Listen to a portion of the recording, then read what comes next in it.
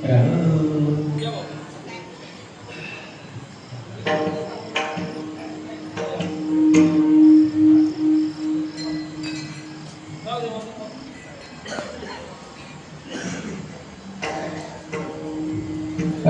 Krishna Hare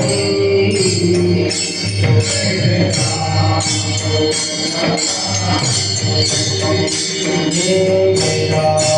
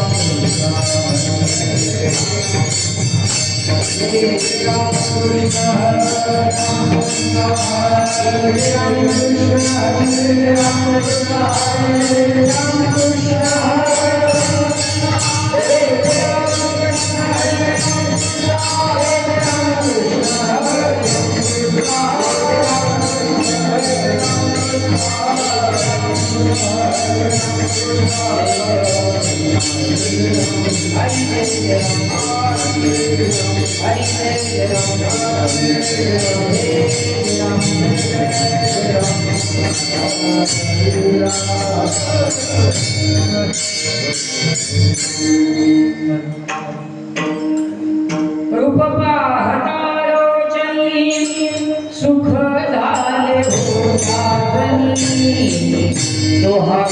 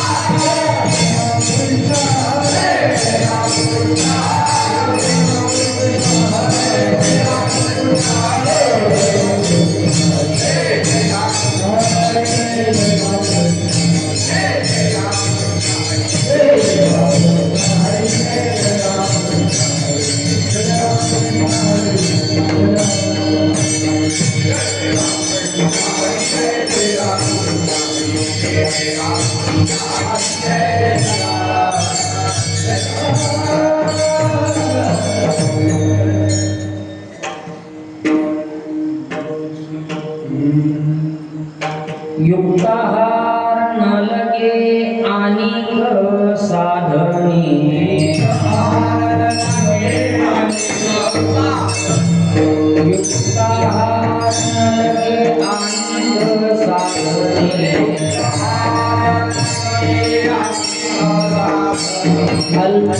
अल्पनारायणे राघवे अल्पनारायणे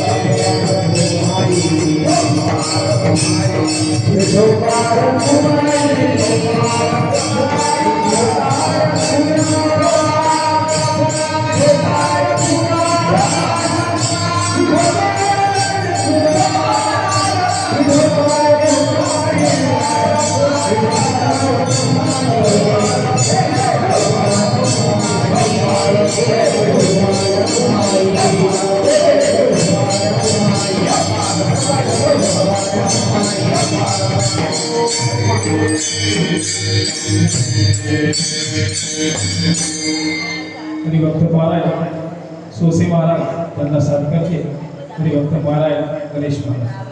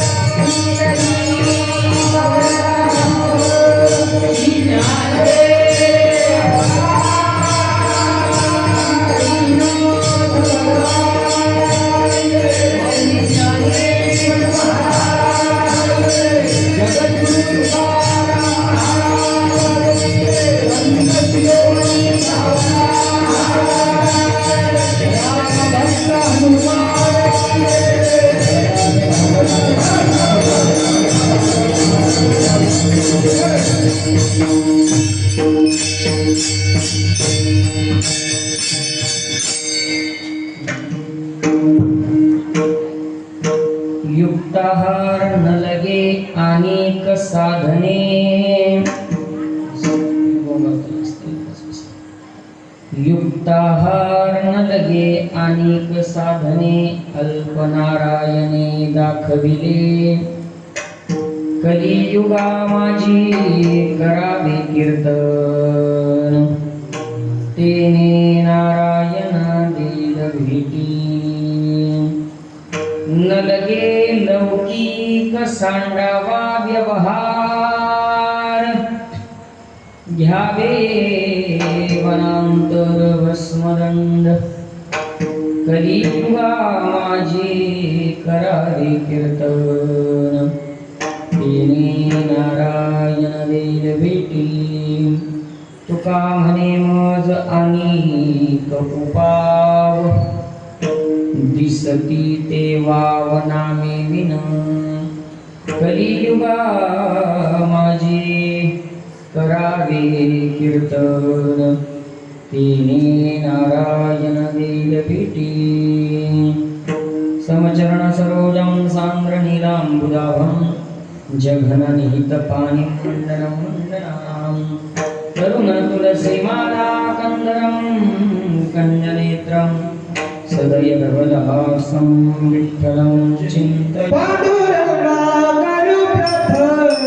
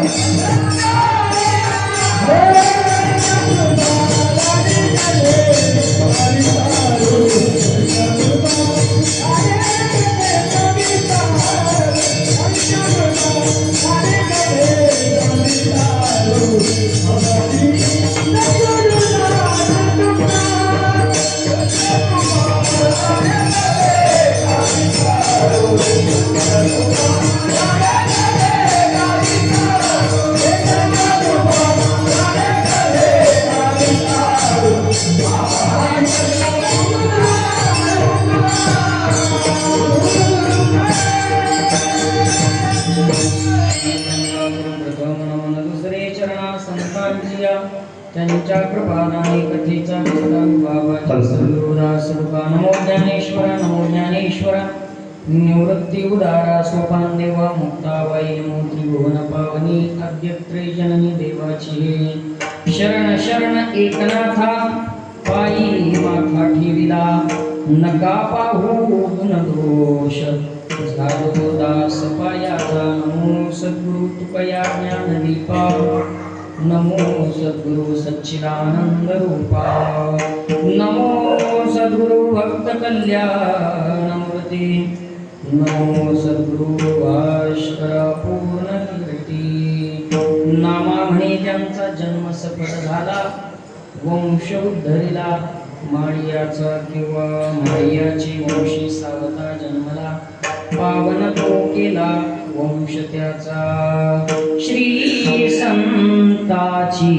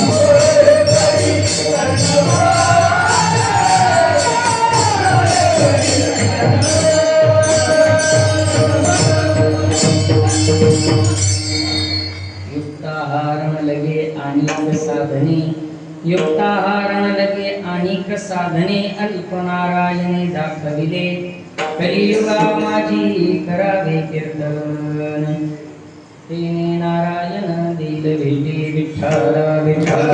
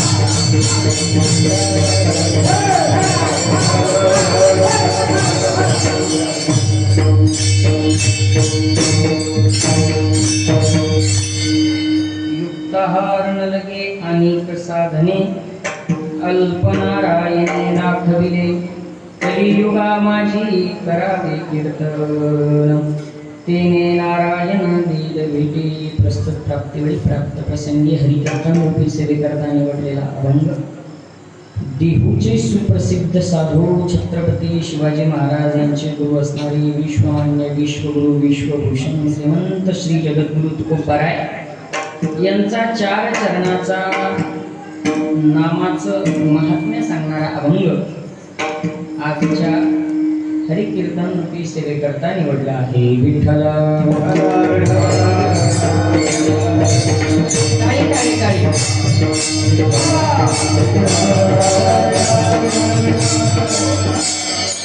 4 चरणांचा असून बहुतांश आमच्या वारकरी मंडळींच्या पाठातील आणि सगळा अभंग जरी पाठ नसला तरी यातला महत्वाचा सिद्धांत ध्रुवपद कलियुगा माझी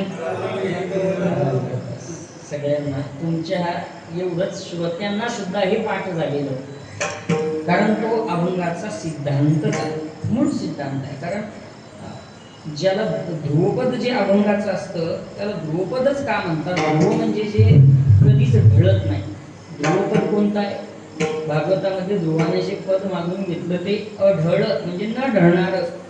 तसं अभंगाचं ध्रुवपद म्हणजे जे त्यामध्ये कधीच बदल होणार नाही. त्या अभंगातील इतर सर्व चरण त्याच्या भोवती फिरतील. सिद्धांत ध्रुव असतो, आढळ असतो, म्हणून त्याला ध्रुवपद म्हणतात. विठ्ठल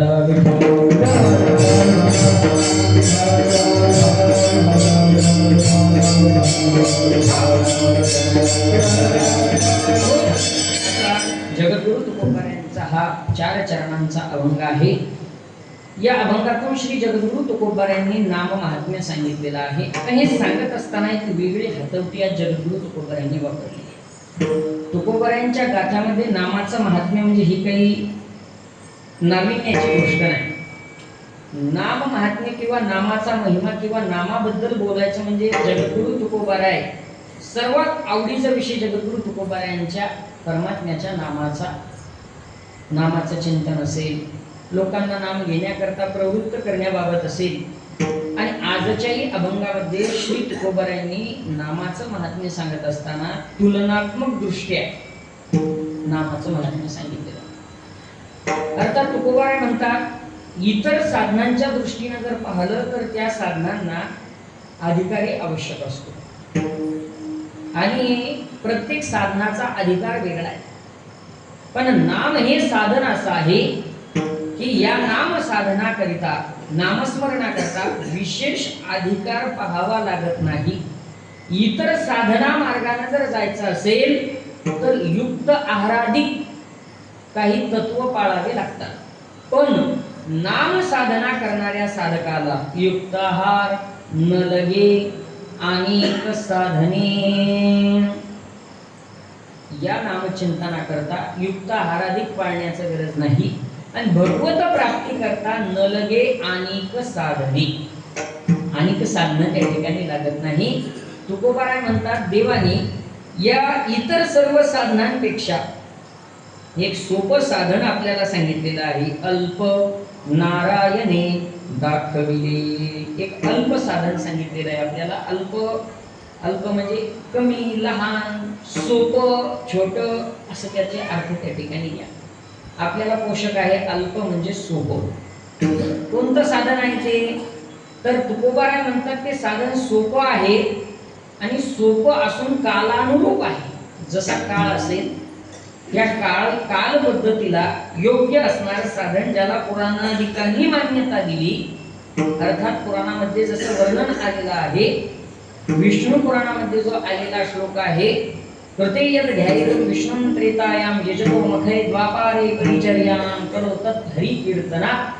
या सिद्धांताला अनुसरून तुकोबाराय सुद्धा आपला सिद्धांत या ठिकाणी ठासून प्रतिपादन करतात. कलियुगा माझी करावे कीर्तन तेने नारायण देईल भेटी. नारायणाच्या भेटी करता कलियुगामध्ये इतर दुसरं कुठलंही साधन करण्याची आवश्यकता नाही. साधक मंडळींनी विचारलं असेल महाराज एवढं तुम्ही ताकदीनं सांगतायत नदगे अनेक साधने. बघा कधी कधी बोलत असताना आपला मोठेपणा सांगणं, तसं तर आपला मोठेपणा सांगूच नाही, पण एखाद्या वेळेस आपला बऱ्याच लोकांना स्वतःचा मोठेपणा सांगण्याची जास्त इच्छा म्हणा. तुम्ही मला जरा पुढचा शब्द वापरायचा होता पण इच्छा नाही का? बरोबर नाही, पण बरं झालं तुम्ही सुधारणा केली. नाही तर टप्पा जरा पुढचा असो. जरा स्वतःचा बढाया मोठेपणा दाखवण्याची तर सगळ्या अंगाने ते दाखवत असतात. आपल्या राहणीमानातून असेल, आपल्या वक्तव्यातून असेल, आपल्या वागणुकीतून असेल ते दाखवत असतात. हरकत नाही, तो त्याचा वैयक्तिक प्रश्न आहे. तुम्हाला तुमचं मोठेपण सांगणं हे तर समजा पारमार्थिक दृष्ट्या योग्य नाही, पण जर पर्सनल लाईफ सध्याच्या काळातला एक जर शब्द घेतला तर मग त्याला काही कोणी विरोध करू शकत नाही. कारण व्यक्ती स्वातंत्र्य नावाचा स्वातंत्र्याने दिलेला मूलभूत अधिकार तुम्हा आम्हा सर्वांना प्राप्त आहे. कारण आम्ही भारताचे नागरिक. हा संविधान आपण त्या ठिकाणी सगळ्यांनी मान्य केलेला आहे. पण हे करत असताना स्वतःचा मोठेपणा त्या ठिकाणी सांगत असताना दुसऱ्याला कमी लेखणं हे चुकीचं आहे बरं का. मग तुकोबाराय तुम्ही तुमच्या नामाचा मोठेपणा भरपूर सांगा, 4 चरणाचा नाही 40 चरणाचा अभंग लिहा, पण इतर साधनांचा अवमान का करता? कलियुगा माझी करावे कीर्तन हरकत नाही, पण न लगे अनेक साधने हा इतर साधनाचा अपमान आहे. देवाची प्राप्ती नाम साधनेनं होती हे तुम्ही ठासून सांगा, नाचून सांगा, उड्या मारून सांगा, सगळ्या लोकांना अगदी जग जाहीर सांगा, आमची हरकत नाही, तो तुमचा वैयक्तिक प्रश्न आहे. म्हणजे इतर साधनं शास्त्रामध्ये ज्याचं वर्णन आलेलं आहे तुम्ही त्याचा निषेध केला. न लगे अनेक साधने हे जरा अधिकच वाटतंय महाराज. तुकोबाराय म्हणतात मी त्याकरता फार मोठा अभ्यास केलाय, फार मोठा अभ्यास केला. मी तुलना केली, तुलना, आणि ती तुलना सामान्य नाही. मी एका पारड्यामध्ये आमचं हे भक्ती साधन, आमचं हे नाम साधन एका पारड्यामध्ये ठेवलं, आणि एका पारड्यामध्ये जगातले भगवत प्राप्ती होणारे सर्व साधन ठेवले एका पारड्यात. एका पारड्यात नाम साधना, एका पारड्यात जगातले सर्व भगवत प्राप्तीचे साधन. आणि मग त्यावेळेस माझ्या लक्षात आलं तुका म्हणे मज अनेक उपाय, हे जे अनेक उपाय आहेत ना देवाच्या प्राप्तीचे, दिसती ते वाव, वाव म्हणजे खोल, रिकामे, नामे विलीन, नामाशिवाय ते सगळे निष्फळ आहे. अशी मी तुलना केली, तुलना, आणि तुलना करून त्याचा माझा निष्कर्ष माझ्या हाती आला की भगवत प्राप्ती करता कलियुगामध्ये एकमेव कुठलं श्रेष्ठ साधन असेल तर ते साधन नाम संकीर्तनाचं आहे. हे करत असताना सूट आहे. न लगे लौकिक सांडावा व्यवहार, तुमचा लौकिक जो व्यवहार आहे तो लौकिक व्यवहार तुम्हाला सोडण्याचं काम नाही. सावता महाराजांकडे पाहिलं की ते सगळं चरण अगदी बरोबर फिट बसून जाईल. जाऊ आपण तिथपर्यंत. नाम साधना करत असताना न लगे लौकिक सांडावा व्यवहार, तुमच्या मागे जो आलेला व्यवहार आहे कर्म धर्म संयोगानं प्रारब्धानुसार जी तुमची ड्युटी असेल ती ड्युटी सुद्धा घरात साहेब सोडायचं काम नाही. लगे लौकिक सांडावा व्यवहार आणि घ्यावे वनांतर भस्म दंड, जप तप करण्याकरता काय काय लागतं ना, हे काहीही घ्यायचं काम नाही. फक्त एकच, तरी योगा माझी कीर्तन तिने भेटी विठाला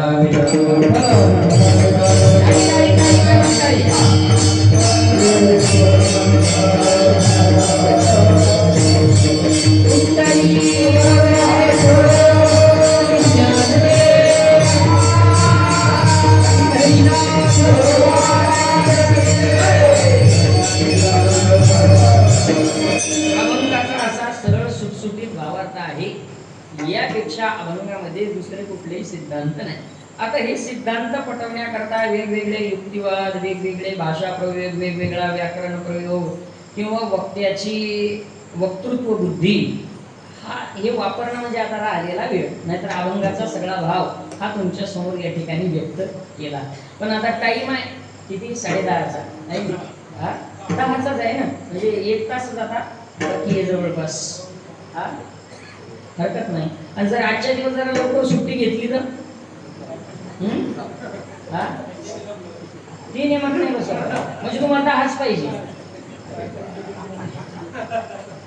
चला मग आपल्याला तिथे भरती करणं, भरती झाली पाहिजे ना, आपली भरती झाली पाहिजे. घेऊ ती प्रोसेस तरी विठ्ठल.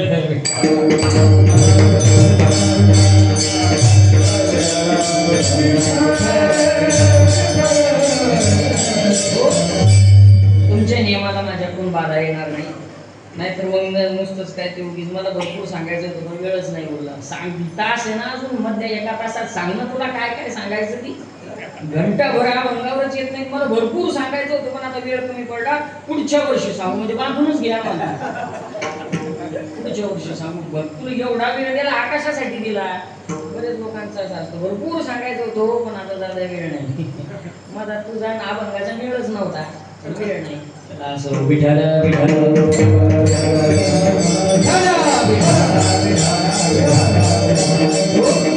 संत शिरोमणी सावता महाराज यांच्या संजीवन समाधी महोत्सवाच्या निमित्तानं आयोजित अखंड हरिनाम सप्ताह तथा संत शिरोमणी सावता महाराज चरित्र कथा ग्रंथराज ज्ञानेश्वरी पारायण ह्या व्यासपीठावर विराजमान असणाऱ्या या ग्रंथ आणि ग्रंथाचे वक्ते सावता महाराजांचे चरित्र आपले हरिभक्तीपरायण पहिल्या दिवशीचे कीर्तनकार आमचे वैभव महाराज झोरे परममित्र यांच्याकडं सावता महाराजांचं चरित्र कथा आहे. तो ग्रंथ असेल आपला भिकू महाराज भुजबळ यांचा 14 अध्यायाचा सुंदर ग्रंथ आहे सावता महाराजांचं चरित्र.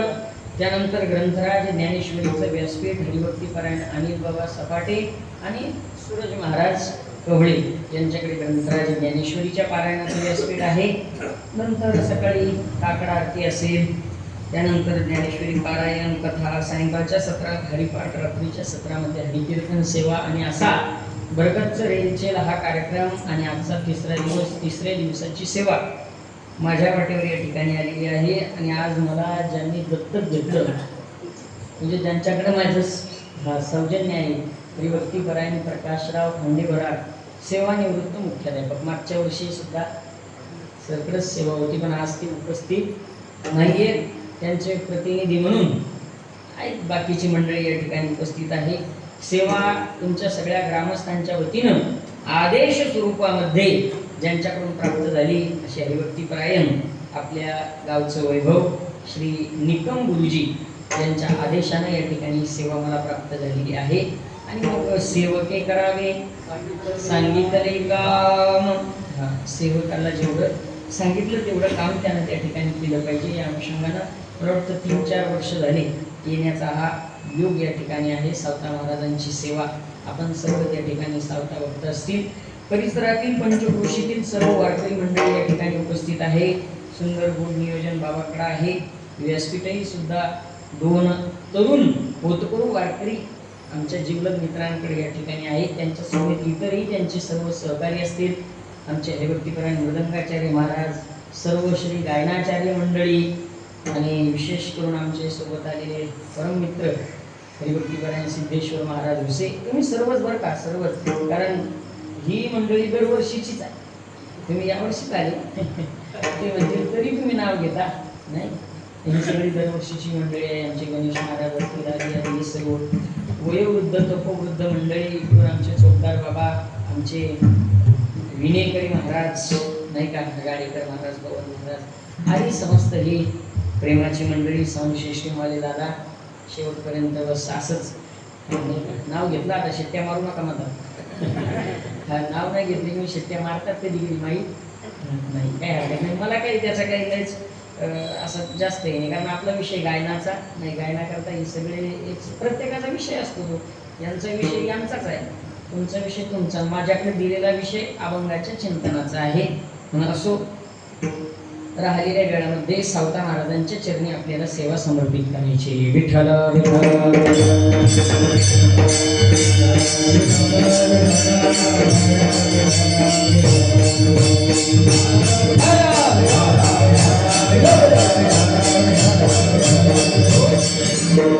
कीर्तन होईपर्यंत फक्त एकच अट आहे. मागच्या वर्षी सांगितलं असेल मी सगळ्यांना, माझी फक्त एकच अट आहे बरं का. कीर्तनामध्ये काही काही ठिकाणच्या प्रथा असतात. काल माझं कीर्तन नांदुऱ्याला होतं महाराज, स्टेटस बघितलं असेल.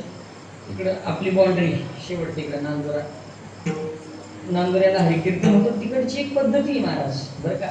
मला वाटतं त्याला घाटाखाली, आपण घाटाच्या वर असं ते म्हणतात. आपल्याला ती एकदम लक्षात येत.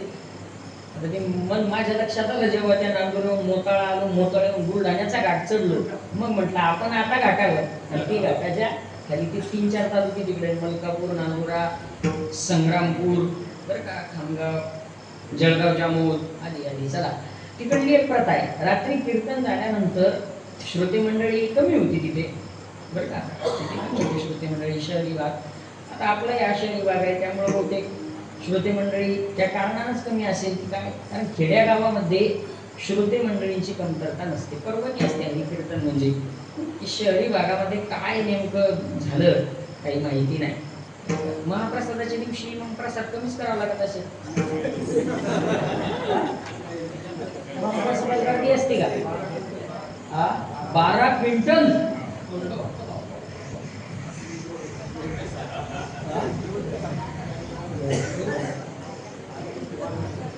काय तुझं कीर्तन करू का नको करू असं 12 क्विंटल जर त्या ठिकाणी धान्य लागत असेल तर अन्नदान चांगलं आहे. पण मग मधलं जे ज्ञानदान आहे याला सुद्धा सर्व मंडळींची उपस्थिती आवश्यक असते. मग आता आयोजक मंडळी तरी काय करतील, त्याच्यावर काय तोडगा केला जाईल? जर सत्ता आतले जर पैसे उरत असतील तर जर काही रोजाना आणले तर हे पैसे असं काही जर कारण आपल्याला हे जे करायचं, ज्यांच्यासाठी करायचं त्यांची उपस्थिती फार महत्वाची आहे. असं आता याला काय कारण असेल काय नाही मला माहिती नाही, तुम्ही त्याच्यावर चिंतन करा. म्हणजे काही इथंच आहे असं नाहीये, तिकडे असंच होतं. मंडळी थोडी होती पण तिथे एक प्रथा फार छान होती महाराज. कीर्तन झाल्या सगळे लोक दर्शनाला आले बरं का. आणि दर्शनाला आल्यानंतर प्रत्येकी किती सांगू मला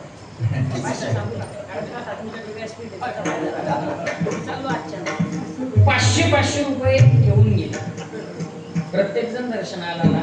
मला असं वाटलं सगळा हॉलगच्च भरून 500 लोक जमा झाल्यापेक्षा असे 10 आले भरपूर झाले. दर्शन घेतलं 500 टेकवली. प्रथा असते आपापल्या भागातली बरं का. तसं मला आता अपेक्षा आहे की काल जर 500ची भरती जर झाली तर आज 1000 म्हणता का 200 100 म्हणता काय माहिती नाही का. जाता जाता तुम्ही सगळ्यांनी एवढा नियम काही म्हणतील महाराज आता कुणीकडून आलो काय आलं, गेट बंद व्हायच्या आत निघून गेलेलं बरं नाही का. आपला असा कुठला नियमात नाही. माझी एकच नियमात आहे, हरी कीर्तन सुरू असताना मध्ये मध्ये जेवढ्या वेळेस भजन होईल ही मंडळी जीव तोडून म्हणतायत. महाराजही एवढ्या थंडगार वातावरणामध्ये पण अंगातून घाम निघेल असं वादन करतायत. सगळे मंडळी आपापल्यापर्यंत जीव तोडतायत. तुम्ही सुद्धा हातानं नाम मुखानं टाळी घेतलं पाहिजे. हा श्रोते मंडळी घेता की नाही, हो का नाही? हो पटलं ना तुम्हाला? मी बोललो ते बरोबर आहे सगळं? बस झालं. हातानं नाम मुखानं टाळी नाही का. आता शिकायला ज्यांच्या अजून समाजा लक्षात त्यांनी भंडारा झाला की लक्षात विठ्ठल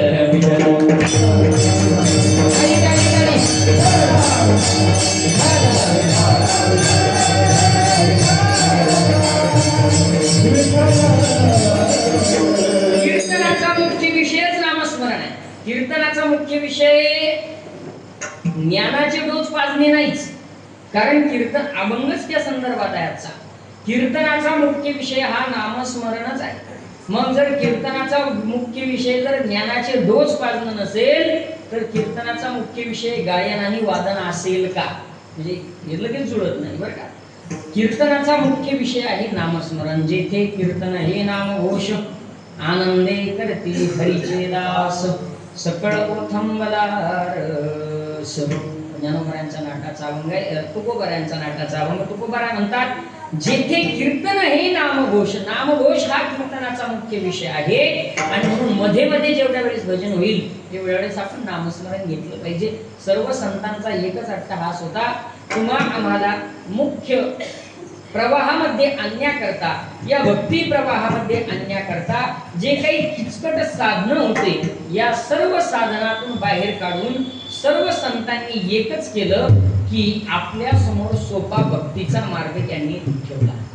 नाहीतर सावता महाराजांच्या काळात जो काही सगळ्यात मोठा भक्ती उठाव झाला हा सावता महाराजांच्या काळात, अर्थात श्री गुरु निवृत्तीनाथ दादा, ज्ञानोबाराय, सोपान काका, आईसाहेब मुक्ताबाई, सावता महाराज असतील, नामदेव महाराज, त्यांच्या समवेत घरातले सर्व नामदेवाचे घरी 14 जण टाळकरी, 4 पुत्र 4 सुना, अखंड भजे नारायण, असं 14 जणांचं कुटुंब.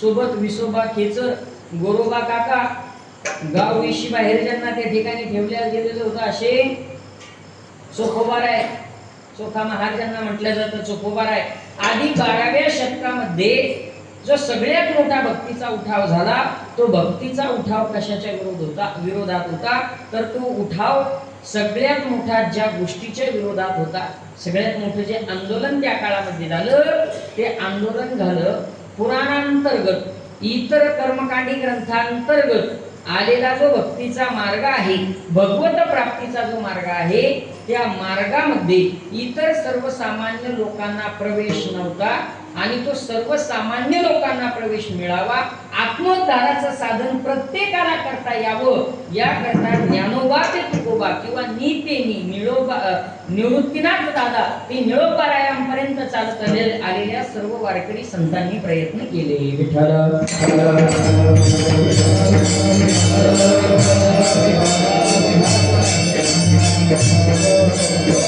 कारण त्याच्या अगोदरची जी परंपरा होती ज्ञानाची, ती ज्ञानाची परंपरा सर्वांसाठी खुली नव्हती. बरं का, ज्ञानाची परंपरा सर्वांकरता खुली नव्हती. त्याचं एकमेव कारण होतं ज्ञान ग्रहण करण्याकरता काही अधिकार त्या ठिकाणी लागायचा आणि तो अधिकार प्रत्येकाकडे नव्हता. ज्या आपल्या संप्रदायाला जिथून ज्ञानाचा उगम झाला ते निवृत्तीनाथ महाराज, त्या निवृत्तीनाथ महाराजांना जिथून ज्ञान प्राप्त झालं, गहिनीनाथ महाराज त्र्यंबकेश्वरच्या गुफेमध्ये गहिनी प्रसादे निवृत्ती दाता मग ज्ञानदेवा सार, त्या निवृत्तीनाथ दादांना सुद्धा जे ज्ञान प्राप्त झालं ते ज्ञान एकांतात प्राप्त झालं, लोकांतात नाही, एकांतात गुह्य होतं ते गुह्य. पण जेव्हा ज्ञानोबरायांपर्यंत ते ज्ञान आलं, ज्ञानोबरायांनी विचार केला माझ्यापर्यंत आलेलं ज्ञान एक गुरु एक चेला अशी ती परंपरा होती. हे सर्व ज्ञान या जगातल्या सर्वसामान्य लोकांच्या वाट्यावर यावं, यांना सुद्धा मुक्तीचा भक्तीचा पंथ यांच्या हाती लागावा म्हणून ज्ञानोबरायांनी गुह्य असलेलं ज्ञान प्रकट केलं. प्रकट गुह्य बोले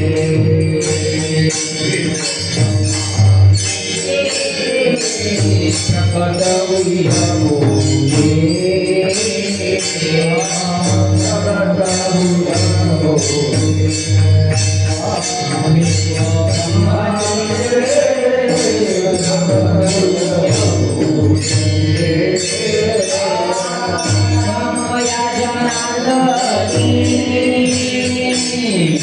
रामया जनार्दनी पायी टपची दे पायी टपची दे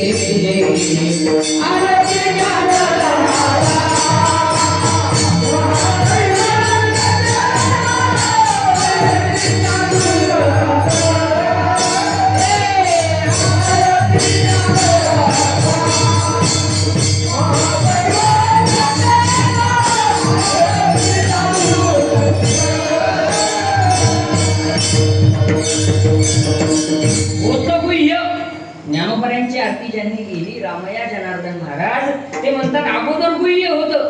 कारण निवृत्तीनाथ दादांना सुद्धा एकांतात निवृत्ती गुह्य ज्ञान प्राप्त झालं. कान फुकान, बरं का, कान फुकून तो मंत्र प्राप्त झाला. ज्ञानोबरायांनी ते नाही केलं, प्रकट गुह्य बोले, जे गुह्य होतं ते प्रकट केलं.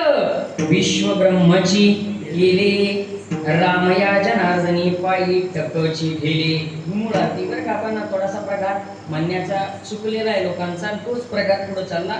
आपण सर्वजण म्हणता म्हणता असं म्हणतो रामया जनार्दनी चरणी मस्तक ठेविले, पण मूळ आरती तशी नाही. रामया जनार्दनी पायी टपची ठेले अशी मूळ आरती त्या ठिकाणी आहे. बरेचशा आपल्या म्हणण्यामध्ये त्या ठिकाणी होत असतो. असो, ज्ञानोबरायांनी गुह्य असणार ज्ञान प्रकट केलं. प्रकट उघडा मंत्र जाणा रामकृष्ण हरी म्हणा, नाही का, सर्वांना रामकृष्ण हा मंत्र त्या ठिकाणी वारकरी संप्रदायाने दिला. नाहीतर तोपर्यंत सर्व ज्ञान हे एकांतामधलं गुह्य एकांतामधलं होतं. ह्या संप्रदायाचे आपल्यावर उपकार आहेत, ज्ञानोबरायांचे, निवृत्तीनाथ दादांचे, सावता महाराजांचे, गुरुबा काकांचे, की त्यांनी हे गुप्त असणारं ज्ञान तुमच्या माझ्या हातामध्ये त्या ठिकाणी दिलं. तो ज्ञान प्राप्त करण्याचा अधिकार आपल्याला दिला. नाहीतर इतर साधनांच्या दृष्टीने जर पाहायला गेलं तर प्रत्येक साधनाचा वेगवेगळा अधिकार आणि त्या साधनाला अधिकारी लागतो. प्रत्येक साधनाचा एक वेगळा अधिकार आहे. परंतु नामसंकीर्तन हे असं साधन आहे की या साधनामध्ये अधिकाराचा विचार केला जात नाही. बघा, वेगवेगळे साधन आहेत भगवत प्राप्तीची आणि त्या सगळ्या भगवत प्राप्तीच्या साधना करता प्रत्येक गोष्टीचा वेगवेगळा अधिकार दिलेला आहे. एक एक तुमच्या समोर मी मांडतो. का मांडतोय तर तुकोबरायांनी अभंगामध्ये तसं विश्लेषणच केलेलं आहे.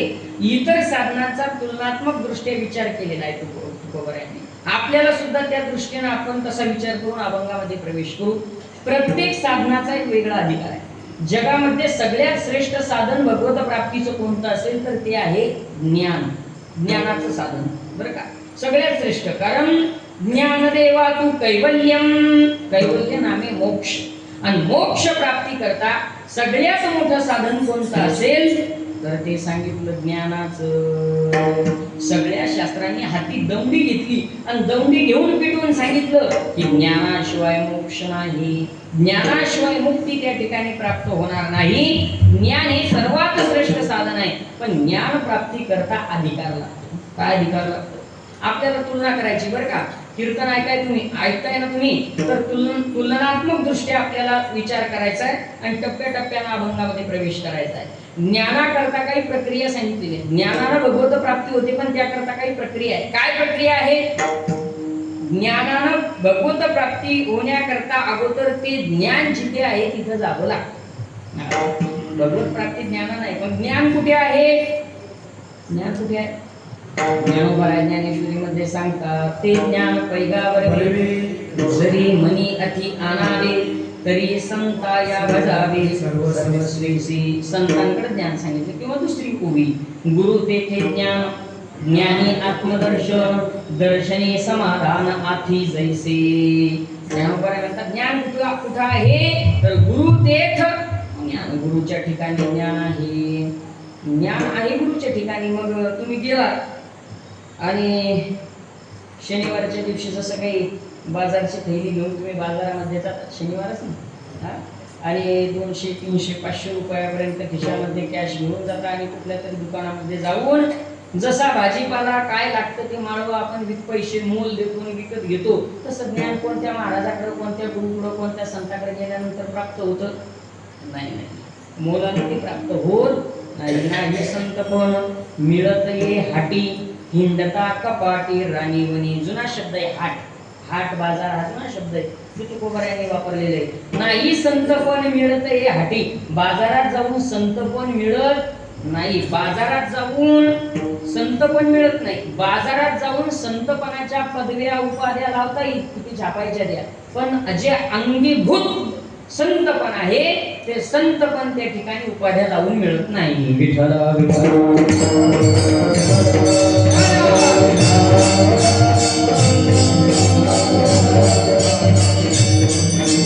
ज्ञानाकरता काय करावं लागेल? प्रक्रिया आहे आणि ती प्रक्रिया गीता सांगते. गीतेतला श्लोक आहे, तद्विधी प्रणिपातेन परिप्रश्नेन सेवया उपदेक्षन्ति ते ज्ञानम् ज्ञानिनः तत्त्वदर्शिनः. तत्वदर्शी संतांकडे जाऊन ते ज्ञान प्राप्त करून घेण्याकरता तद्विधी प्रणिपातेन, प्रणिपात करावा लागेल, नम्रता धारण करावी लागेल आणि त्यांची सेवा करावी लागेल. खाली ओव्या त्या श्लोकाच्या खाली, तनु मनु जीवे चरणासी लागावे अगरवता करावे दास्य सकळ. दास्यत्व त्या ठिकाणी करावं लागतं. ज्ञान ग्रहण करण्याकरता गुरुचं शिष्यत्व पत्करावं लागतं, दास्यत्व करावं लागतं आणि मग दास्यत्व सेवा केल्यानंतर, सद्गुरूची सेवा केल्यानंतर अंतःकरणातला सगळ्यात पहिला दोष जातो, ज्याचं नाव आहे मल. अंतःकरणात काही दोष सांगितलेले आहे, मल, विक्षेप आणि आवरण. त्यापैकी मल नावाचा दोष गेल्यानंतर ज्ञान श्रवणाचा अधिकार प्राप्त होतो. बघा, ज्ञान श्रवणाचा अधिकार प्राप्त होण्याकरता मल नावाचा दोष जावावा लागतो. तो मल नावाचा दोष सद्गुरूची संतांची सेवा केल्याशिवाय जात नाही. संतांची सेवा करावी लागते. तनु मनु जीवे चरणासी लागावे आदी आदी संतांची सेवा केल्यानंतर सांगा बरं, आपल्या सगळ्यांना शक्य आहे का? तुम्ही मी सर्व आपण प्रापंचिक लोक आहोत, प्रपंच करून परमार्थ करणारे लोक आहोत, हे सर्व सांभाळणारे आपण लोक आहोत. दिवसभर तिकडे दुकान आहे सांभाळायचं, तिकडं हार विकायचे, इकडे कीर्तनारे हार आणायचा फुलाचा. हे आपण सगळे आपापल्या ड्युट्या सांभाळणारे लोक आहेत. कोणत्या गुरुच्या घरी जाऊन त्यांची मनोभावे अगदी त्यांच्या मनासारखी सेवा आपल्याकडून केल्या जाईल आणि मग आपल्याला श्रवणाचा अधिकार प्राप्त होईल. शक्य आहे का? नाही. टप्प्याटप्प्यानं तुमच्याकडे येतो. तुकोबारांनी इतर साधनाचा निषेध का केला हे मला तुमच्या समोर त्या ठिकाणी मांडायचंय, तुम्हाला पटवायचं आहे. जगद्गुरु तुकोबारांनी सांगितलंय की ज्ञान ग्रहण करण्याकरता सद्गुरूकडे जावं लागतं आणि सद्गुरूकडे गेल्यानंतर त्यांची सेवा करावी लागते. तेव्हा ज्ञान ग्रहणाचा अधिकार प्राप्त होतो, म्हणजे श्रवणाचा. श्रवणानंतर मनन, नंतर निजध्यास आणि निज वस्तू शोधन ही ज्ञानाची प्रक्रिया आहे. आणि ज्ञान हे अत्यंत सूक्ष्म साधन आहे. ज्ञानासारखं सूक्ष्म साधन नाही. तुम्हाला सांगू का, आपल्या सगळ्यांना ज्ञान हे सगळ्यात क्लिष्ट गोष्ट आहे बरं का. ज्ञान कोणालाच पचत नाही, आवडत नाही. गावात जर सप्ताह सुरू झाला, नेमकाच पहिला दिवस आहे, सगळी तयारी सुरू होती. वैभव महाराज असतील, सूरज महाराज असतील, इकडून पवन महाराज असतील, गुरुजी असतील, आधी हे सगळे कार्यकर्ते मंडळी त्या ठिकाणी, कोणी चटया, कोणी मंडप, कोणी साऊंड सिस्टीम, कोणी साफसफाई, हार फुलं, अगदी तयारी लागते. कोणी लोक आता येतात जातात. का हो काय सुरू आहे? बऱ्याच लोकांची इथून सुरुवात असते बरं का. म्हणजे माळीपेठच्या बाहेरचे असतात असं नाही, माळीपेठ मधलेच असतात. ते म्हणतात काय गडबड आहे? सावता महाराजाचा सप्ताह, लोक माळीपेठ मधले, आणि तीच विचारतात का काय गडबड आहे? म्हणजे माझ्या गावातली हीच कंडिशन आहे बरं का बा. आपल्या बाबतीत लय अवघड ही गोष्ट, लयच अवघड आहे. तर संख्या पहा ना, काय करतात त्या गावात? नाही तर जळगाव राजा म्हटलं की नाव, सिंदखेड राजा म्हटलं की नाव, मी तर पुढं कोणीच नाही ना. करता काय त्या संख्येला?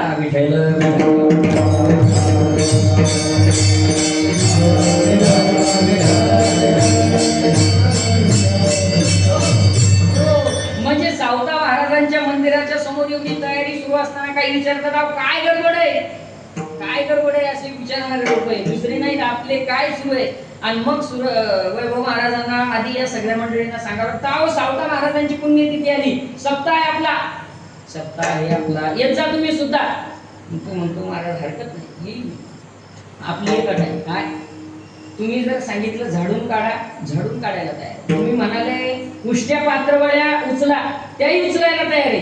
पण तुम्ही म्हणाल संध्याकाळी टाळ घेऊन बरा आणि चाल म्हणा, आपल्याला जमणार नाही. का जमणार नाही?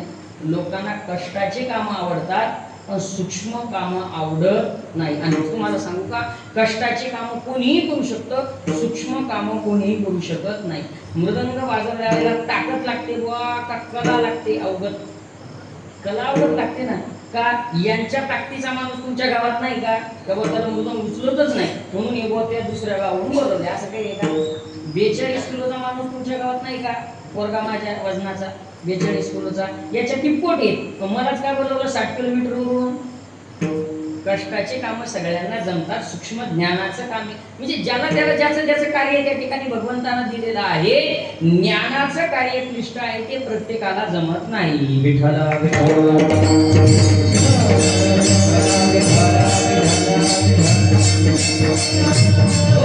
ज्ञानाने भगवत प्राप्ती होते, पण घरादाराचा त्याग करून सद्गुरूची सेवा करावी लागेल. सेवा केल्यानंतर ज्ञान श्रवणाचा अधिकार, मनन, निज ध्यास, शेवटी निज वस्तू शोधन, आणि एवढं केल्यानंतर भगवत प्राप्ती होती की नाही, हा फार मोठा दुरागामी विषय, सूक्ष्म विषय आहे.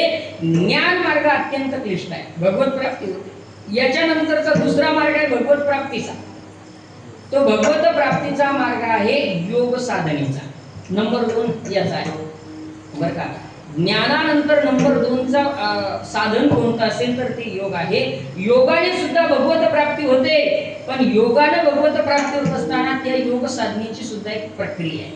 प्रत्येक गोष्टीची एक प्रक्रिया असते, एक संरचना त्या ठिकाणी असते. योगाची प्रक्रिया काय सांगितली?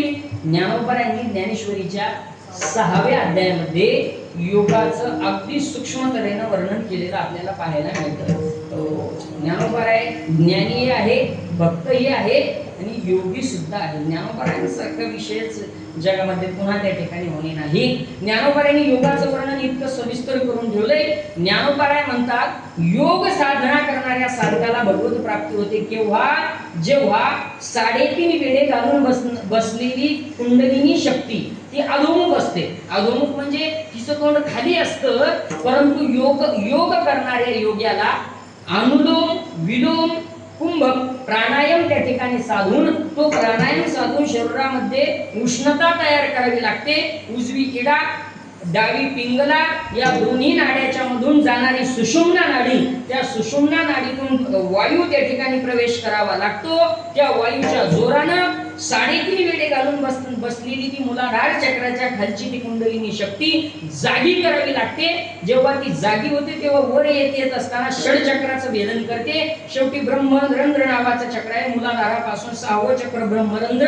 जेव्हा ती ब्रह्मरंध्रात जाऊन मिसळते तेव्हा त्या योग्याला आत्मानंद प्राप्त होतो. ही योगाची प्रक्रिया आहे.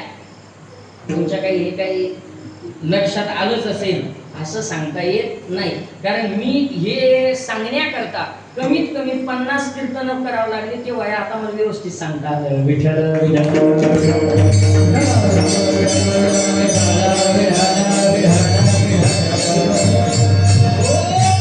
जर हे सांगणं इतकं अवघड तर करणं किती अवघड. जर सांगणं अवघड तर करणं किती अवघड. खूप अवघड आहे महाराज, खूप अवघड आहे. ज्ञानोबरायांच्या उभीच आहे. योगाची वाटा जे रिगाले गाजुबडा या दुःखाचा चिवाटा वागारा. नाही का, ज्ञानोबराय म्हणतात योगाच्या वाटेनं जे जे लोक गेले त्यांच्या वाट्याला दुःखच त्या ठिकाणी आलं. त्याचं एकमेव कारण आहे योग हा सोपा नाही. इडा पिंगला आणि सुषुम्ना तिन्ही नाड्या आपल्याला काय माहिती, फार अवघड आहे. अहो साधा प्राणायाम अनुलोम विलोम. डॉक्टरकडे गेला एक बुडा, थोडासा घबराट होऊ लागली, अंगाला घाल येऊ लागला. आणि मग डॉक्टरकडे गेल्यानंतर त्यांनी चेक वगैरे केलं. त्यांनी सांगितलं तुमचं रक्तदाब वाढला, म्हणजे ब्लड प्रेशर, शॉर्टकटमध्ये BP वाढलाय तुमचा, आणि त्यामुळे तुम्हाला एक गोळी सुरू करावी लागते. 0.5ची गोळी आता सुरू केली तर बरं आहे. ती गोळी सुरू करा आणि सकाळी उठल्यानंतर थोडा थोडा प्राणायाम आसनं वगैरे हे करत जा. त्यांनी सांगितलं बाबा कसं असतं, गोळी सोपा शॉर्टकट मार्ग आहे. लोकांना शॉर्टकट आवडतो बरं का, शॉर्ट बट स्वीट. हे सध्या आधुनिक काळातले सगळे शब्द प्रयोग आहेत, हे लोकांना फार आवडतं. असं त्या ठिकाणी पाहिजे म्हणे. ते योग वगैरे सांगू नका. अहो करावं लागेल म्हणे. 4-6 महिने जर योग केलं तर गोळी बंद होऊन जाते, कायमची बंद होते. मग म्हणे काय हरकत नाही, करतो. मग कसं करायचं म्हणे, बघा एक करा. काय तुमच्या घरी TV आहे म्हणे? हो. त्याच्यावर आस्था नावाचं चॅनल आहे. म्हातारा म्हणे आपल्या घरी आहे, बकुड्याच्या घरी TV होती, पण आस्था कधी लागायचं चान्सच नव्हता बुड्याला. कारण सुनबाई बसली तर ती माझी नवऱ्याची बायको पाहत होती, पोरगा बसला तर ते क्रिकेट मॅच पाहत होता, नाही का, नातू बसले तर ते कार्टून पाहत होते. ते बारकाले पोर आता ते तुम्ही जाते ते एखाद्या ठिकाणी, आता कीर्तनाला गेले की ते जेवण वगैरे झाले, पेटा वगैरे बांधेपर्यंत वेळ असला तरी TV सुरू असली घरचे बातम्या लावून देतात. त्यांना वाटतं महाराजा देखील इज्जत जाऊ नये म्हणून ते बातम्या लावतात. भले रोजची सिनेमा पाहत असतील पण ते महाराजांच्या देखत बातम्या लावतात. ते काट पडत येतं आणि रिमोट घेतं ते मोठं पतलू लावतं, नाही का. ज्याचं पोट मोठं मुंडकं बारी, काहीचं मुंडकं मोठं पोट बारी, नाही का. असं ते आवडधोबडच असतं सगळं ते कार्टून. आणि मग एवढ्या या गर्दीत कुठं आस्था आहे, लागतो का मिळतं कुठ्याचा.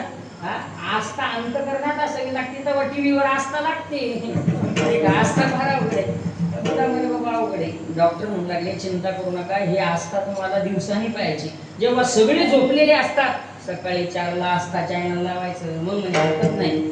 आणि मग त्यांना सांगितलं, शेजाऱ्याकडून चॅनल नंबर माहीत करून घेतला. बुडा सकाळी उठला आणि 4 वाजता आपला प्राणायाम सुरू झाला. त्या प्राणायामामध्ये सगळ्यात महत्वाचा प्राणायाम असतो अनुलोम विलोम. त्याच्या 3 प्रक्रिया आहे. उजवी नाकपुडी, या उजव्या नाकपुडीने श्वास आत घ्या, नंतर उजवी बंद करा, मग तो श्वास काही वेळ कोंडून ठेवा, नंतर डाव्या नाकपुडीने बाहेर सोडा. दुसरी पद्धत, या डाव्यानं आत घ्या, कुंभक साधा, मग उजवीने बाहेर सोडा. आत घेणे याला पूरक म्हणतात, साठवून ठेवणे याला कुंभक म्हणतात, बाहेर सोडणे याला रेचक म्हणतात. योगातल्या ज्या प्रक्रिया आहे, हा पूरक कुंभक रेचक, पूरक कुंभक रेचक करत असताना रामदेव बाबा सांगायचे, मैं जैसा कहता हूँ वैसा करना. बस सुरू होता तो योग. योग चालू असताना सकाळचं काही खेडगाव आणि मग तुमचं महावितरण ठरलेलंच आहे. शहरी भागात बरं आहे तुमचं, पण आता कमी झालं म्हणा ते प्रमाण. सकाळी 5 वाजता तिथली लाईन जायची. नेमका योग सुरू झाला, श्वास आत घेतला, रामदेव बाबांनी सांगितलं मी सांगत नाही तोपर्यंत बाहेर सोडायचा. बस महाराज साहेबांना तिकडं घोडा काय असतं तिथं त्यांचं ते सबस्टेशन बंद करून टाकलं. लाईन गेली, विद्युत कट झाली, TV बंद झाली आणि डोळे लागले प्राणायाम करताना. वाट पाहून राहिलं कुठं ते कधी रामदेव बाबा सांग. पुन्हा सक्त टाकी दिली, मी सांगत नाही तोपर्यंत श्वास आतला बाहेर सोडायचा नाही, बाहेरचा आत घ्यायचा. अवघड झालं. 5:30 वाजले. 5:30 वाजले. सुनबाई उठल्या आणि झाडझूड करायला लागल्या. लाईट गेली, सगळीकडे अंधार. झाडता पाहतात तर काहीतरी खूप वेळा हातच पडलेला. पाहतात तर मग त्यांनी बॅटरी मोबाईलची लावली पाहतात तर शास्त्रीय बोमा दातच पडलेली.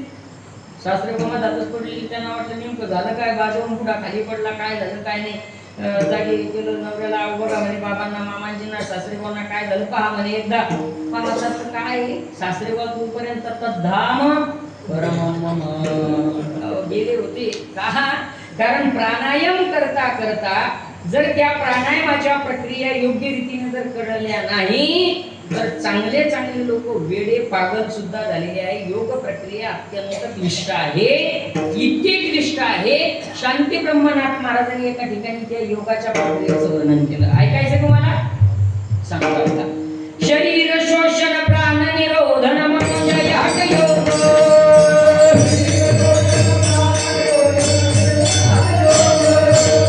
शरीर शोषण प्राण निरोधन मनोजय हठयोग.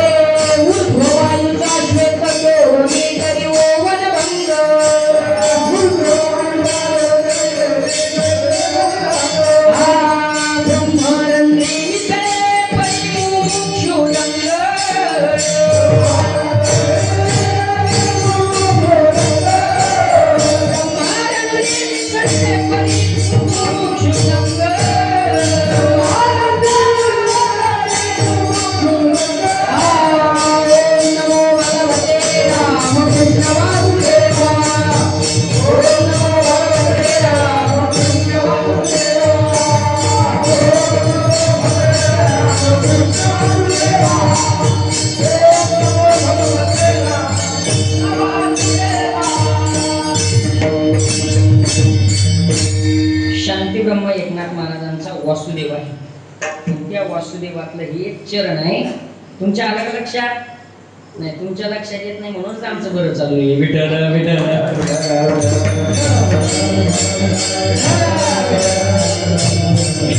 सांगितलं तरी म्हणता येत नाही तर करणं किती अवघड. शरीर शोषण प्राण निरोधन, प्राणाचा निरोध करावा लागतो म्हणजे कोंडून ठेवावा लागतो. मनोजय हठयोग भूतपीडन कुंडलिनी कलिमलदलभंग ऊर्ध्ववायूचा श्वेत तोडुनी करिओवन भंग ब्रह्मरंध्री मिसळे परी मुमुक्षुदंग. ओम नमो भगवते रामकृष्ण वासुदेवा. महाराज पैठणची पायवारी मिळाले ते यावर्षी भेट द्यायला. कारण चहा पाणी नाश्ताची तास खराबच्या मला तिथं कुठं जायचे ते का हाच एरिया कुठेतरी आहे का नाही. हा आणि इथूनच आमची दिंडी वाघरोळ मुक्काम जालना प्रस्थान असतं, दरवर्षी जातो बरं का. वैकुंठवासी शंकर महाराज मुंढे जागदरी आणि त्यांचे पट्ट शिष्य आमचे गुरुवर्य श्री संत महाळू बाबा त्यांनी चालू ठेवलेली परंपरा आमच्याकडे आहे. जवळपास 150 वर्षाची परंपरा आहे ती वारीची. आणि हा सगळा वारीतलाच विषय आहे बरं का. त्यामुळे हे रोज वासुदेवा वेळे पांगडे त्यातला विषय. योग अत्यंत कठीण आहे आणि एवढा कठीण असणारा योग आपण तुम्ही आम्ही सर्व लोक करू शकतोय का. माझा मुद्दा हा आहे. ज्ञानाच्या साधनात सुद्धा आपण बसत नाही, योगाच्या साधनात बसतो का नाही बसत. आपण का बसत नाही. योगामध्ये सगळ्यात अष्टांग योग म्हणतात त्याला बरं का. आणि अष्टांग योगामध्ये सगळ्यात पहिलं अंग कोणतं असेल तर ते आहे यम नियम आसन ध्यान धारणा आहार प्रत्याहार आणि शेवटी समाधी. असे योगाचे 8 अंग आहे म्हणून त्याला अष्टांग योग म्हणतात बरं का.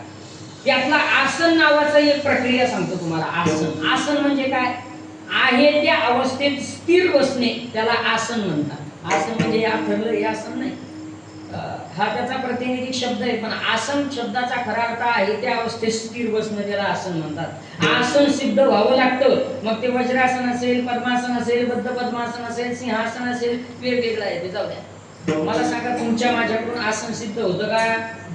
आपलं कीर्तन किती वेळ आहे. कीर्तनाची वेळ 2 तास. 2 तास फक्त आमच्यासाठी. तुम्ही 2 तास बसतच नाही. पहिले अर्धा तास हे येतच नाही. ते म्हणतात त्याचं उद्या एकदा दे, त्याचा हेलपाटा उद्या एकदा. यातलं काही कळत नाही. मग त्याच्यामुळे मग विनाकारण आपलं ते इंग्लिश ओरडतात काही काही. बरं काही काही ओरडतात तर बरं काही काही अंगावरच येतात. आता वेगवेगळी आपापली पद्धती असते ती गायनाची. ते अंगावर येतात म्हणजे जाणीवपूर्वक नसते, ती त्या रंगामध्ये रंगलेली असतात. आता ज्यांना त्यातलं कळत नाही आता त्यांचं एकदा ते होऊ द्या गांगडू, काय काय असेल ते शब्द होऊ द्या. तासभर आपण कीर्तनात बसतो. मला सांगा, माझ्यापेक्षा तुम्ही वयाने ज्येष्ठ श्रेष्ठ आहात, किती वेळेस आपण मांडी बदलतो? हा, म्हणजे मांडी घाला माझा कोणालाच आग्रह नाही, कारण सांगण्याकरता माझ्याजवळ तुमच्या वया इतकं नाही. माझा तो आग्रह नाही, मला फक्त माझा मुद्दा महत्वाचा आहे. कीर्तनामध्ये बसत असताना जर 1 तास कीर्तनामध्ये बसत असताना जर 10 वेळेस जर मांडी बदलावी लागत असेल तर आपल्याकडून योग शक्य आहे का? शक्यच नाही ना, कारण योगासारखं शरीरच आपलं राहिलं नाही. योगासारखं शरीरच नाही राहिलं, योगासारखं शरीरच राहिलं नाही. रस्त्याने जात असताना आता झाली बंद ती दुकानं, रसवंती माहिती तुम्हाला, आणि त्या रसवंतीवर जर रस पिण्याकरता आपण बसलो आणि रस जर सांगितला, तो रस तयार होईपर्यंत थोडस निरीक्षण करा, तेव्हा लक्षात येईल तुमच्या. रस काढत असताना तो रसवंतीचा चालक मालक तो उसाचा तुकडा एकदा घालतो, दोनदा घालतो, त्याचं समाधान होतच नाही बा. 1 पट, मग त्याची दुप्पट, मग पुन्हा त्या दुपटीची तिप्पट नाही 4 पट होती डायरेक्ट. 2चे 4 होतात. हा, 4 पट झाली की 8 पट, कारण डबलच करतो ना ते. हा, मल्टिप्लाय 2 चालू असतं त्याचं, double double double double double असं करता करता त्याच्यातून थेंब येत नाही, फेस येतो, फेस. त्या उसातून थेंब येत नाही, फेसकूट यायची वेळ येते, पण तरी त्याचं मन होत नाही की फेकून द्यायला, तरी ती त्याच्याकडे पाहतच फेकता फेकता, नाही का?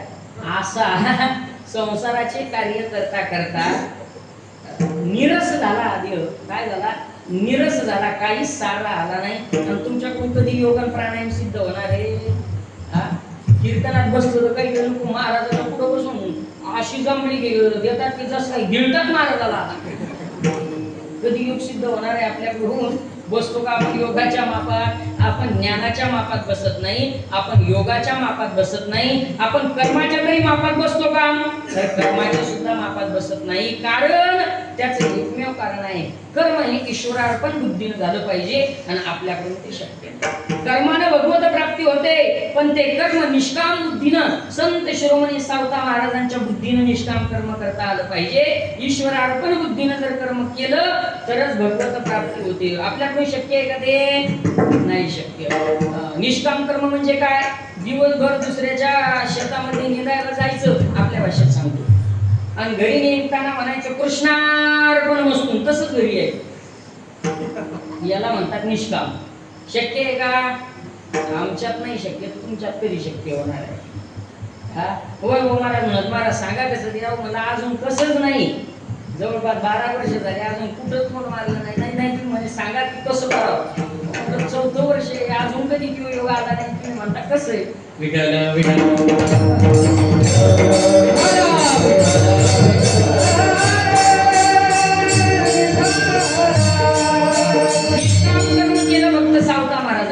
जे कर्म केलं ते पांडुरंगाचं कर्म म्हणून त्या ठिकाणी ईश्वरार्पण बुद्धीने केलं. एवढं निष्काम करावं लागतं. सहज घडणार कर्म सुद्धा ईश्वरार्पण बुद्धीने केलं तेव्हा ते कर्म होतं. आपण ईश्वरार्पण कधी करतो? कृष्णार्पण कधी करतो? चुलीवर तापवलेलं दूध दुर्लक्ष झालं, जास्त तपलं, उतू गेल्यानंतर गॅसवर चुलीवर ते जळालं, नाकापर्यंत वास पोचला की ती धावत जाते, पाण्याचा तांब्या घेते, त्याच्यात पाणी शिंपडते, ते खाली बसतं, जे जळालं त्याच्या भोवती पाणी फिरवते, मग म्हणते कृष्णार्पणमस्तु. कधी जळलेलं 9 लाख गाई त्याच्या एकट्या बापाच्या मालकीच्या, नंदराजाच्या 9 लाख गाई, सगळं गोकुळ त्यानं सगळा ताप देऊन सोडला होता. एवढं प्युअर दूध त्याच्या घरी असून जळकं दूध पिल का तो? पिल का जळकं दूध? मग आपलं कर्म कधी निष्काम होतं? जे वाया चाललं ते ईश्वरार्पण बुद्धीनं. नाथ महाराज म्हणतात ते नाही जमत. ईश्वरार्पण बुद्धीनं कर्म करायचं असेल तर मुख्य कर्म नाही, सहज कर्मे ती झाली ब्रह्मार्पण.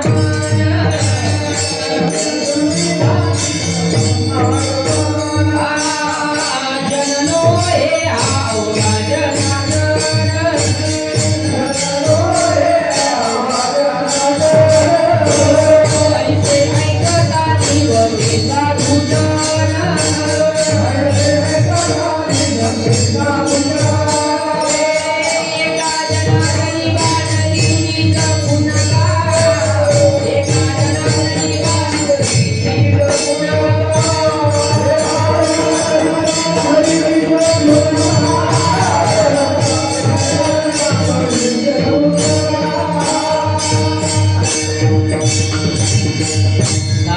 संध्या संदेह माझा गेला. यातलं शेवटचं चरण आहे. नाथ म्हणतात निष्काम कर्म म्हणजे काय? सहज कर्मे ती झाली ब्रह्मार्पण. ब्रह्मार्पण बुद्धीनं. आणि ज्याला अर्पण करायचं जननो हे हा अवघा जनार्दन. सगळ्यात ईश्वर दिसला पाहिजे. कांदा मुळा भाजी अवघी विठाबाई माझी. तेव्हा निष्काम कर्म सिद्ध होतं. माझ्याकडे वेळ कमी आहे लगेच पुढे जातो. ज्ञानाच्या मापात बसत नाही, कर्माच्या मापात बसत नाही, योगाच्या मापामध्ये आपण बसत नाही. या सगळ्या गोष्टी करता योग्य अधिकारी लागतो. तुकोबारायांना माहित होतं हे सर्वसामान्य कलियुगातील लोक या मापात बसत नाहीत. यांच्या करता सगळ्यात एक सोपं साधन आहे. कोणतं साधन आहे? प्रसन्न तुकोबारायांनी सांगितलं अभंगाच्या पहिल्या. युक्त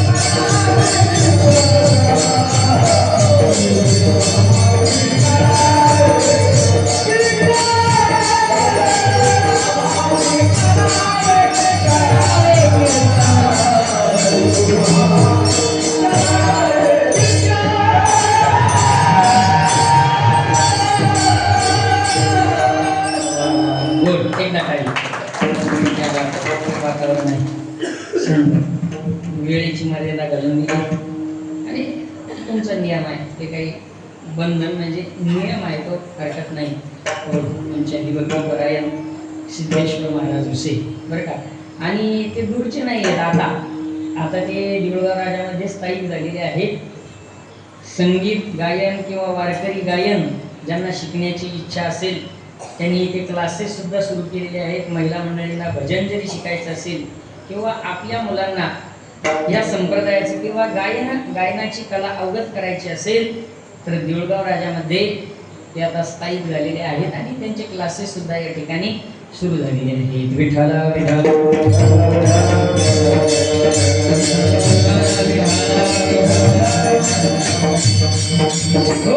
जगद्गुरु तुकोबाराय म्हणतात आपण इतर साधनांचा विचार केला.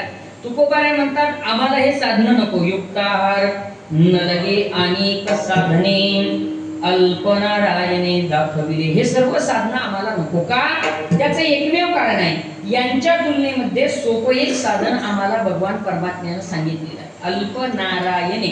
देवानं ते साधन दाखवलं. कुठे दाखवलं? देवानं दाखवलं म्हटल्यावर की तेच दाखवलं. कोणतं दाखवलं? गीतेमध्ये भगवान परमात्मा सांगतात सततम कीर्तयन्तो मां ये जना पर्युपासते तेषां नित्याभियुक्तानां योगक्षेमं वहाम्यहम्. हे भगवंतानं सांगितलेलं साधन आहे. सततम कीर्तयन्तो मां, जो सतत माझं कीर्तन करतो, जो अखंड माझं कीर्तन करतो, मी त्याचा योगक्षेम वाहतो. आता त्याच्या योगक्षेमाबाबतीत उदाहरण जर द्यायची झाले तर एक उदाहरण न देता एक अभंगच पाहून घ्या. कोणता? उंच नीच काही नेने भगवंत इष्टे भाव भक्ती.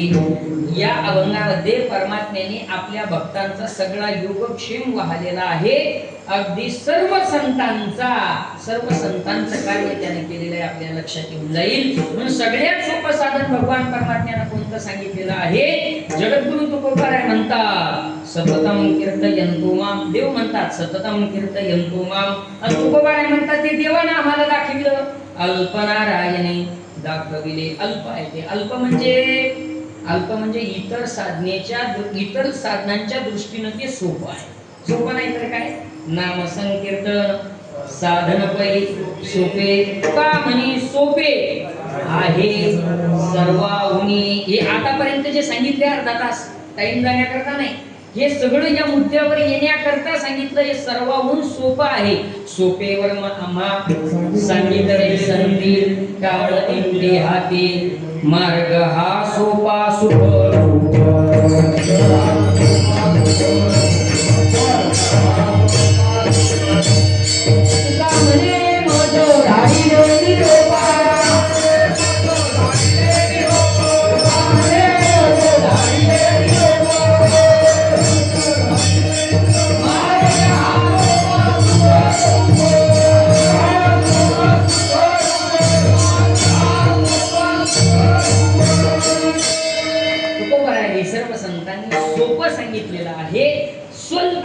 स्वल्प वाटे चला जाऊ वाचे गाऊ विठ्ठल. आणि ते गात असताना सोपं असल्यामुळं तुम्ही आम्ही खेळी गदारोळी आनंदे.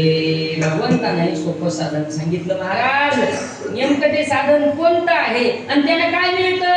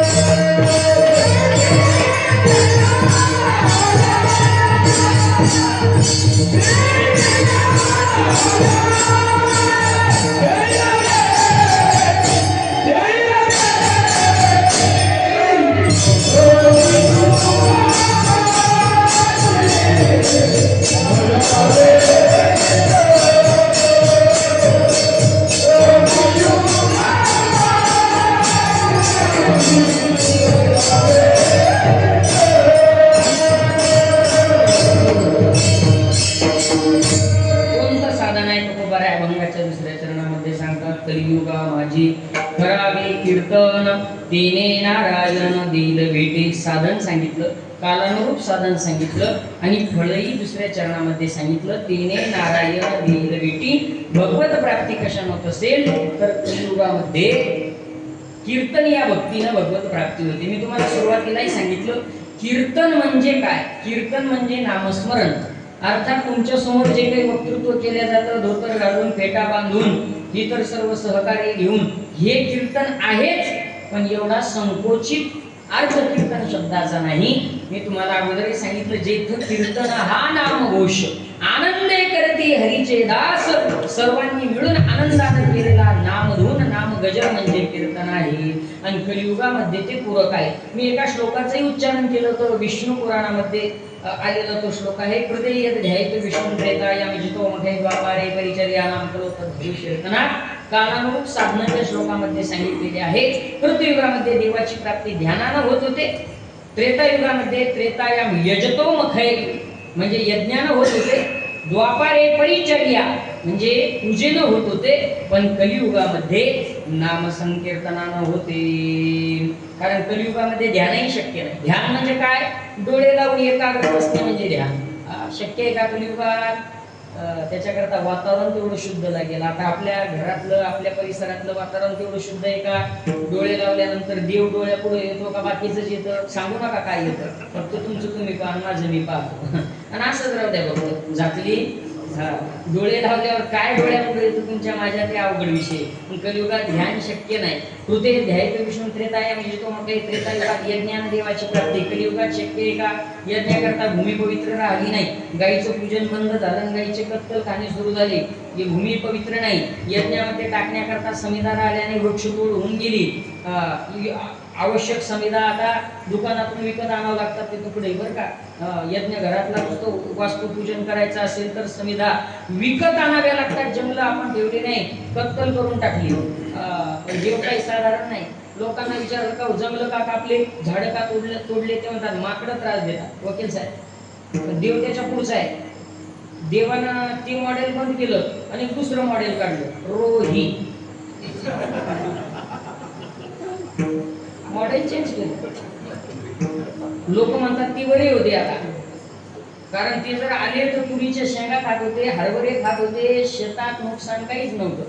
आता रोही असे हे नुसते सर्वे जरी करायला आले, किती पाऊस झाला, किती नुकसान भरपाई द्यायची, पीक विमा द्यायचा का नाही या मंडळाला, असा सर्वे जरी करायला आले तरी निघाला. वृक्षतोड करून टाकली. देवानं योजना बदलली, काहीच ठेवलं नाही. हो, शुद्ध गाईचं तूप यज्ञाकरता लागतं. कुठं आहे आता? डॉक्टर म्हणू लागले ऍसिडिटी आहे, महाराज बंद करा जागरण. म्हणलं जागरण बंद केलं तर खाणार काय? कारण शाळा शिकायची तर धोत्र घालून येऊ नाही का. तुम्ही जागरण बंद करा. म्हणलं जागरण बंद होणार नाही, आता धंदा चेंज करता येईल.